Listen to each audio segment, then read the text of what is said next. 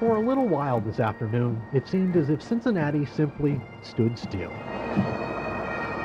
The Lord may embrace him in peace and raise up his body on the last day.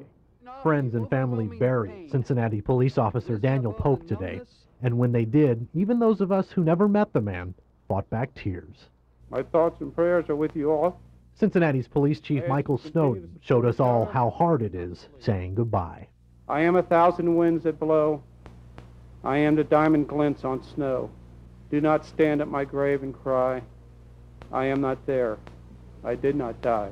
So long as we live, Dan shall live, for he is now a part of each of us as we remember him.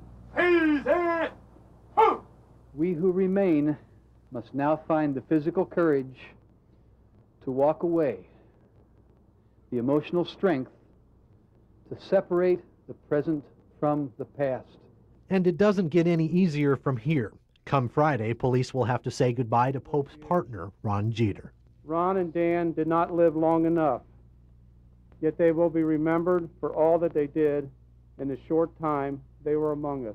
Dan Pope was a 35-year-old police veteran of 6 years. By all accounts, he was a good cop, with a wife and more friends than anyone could possibly count.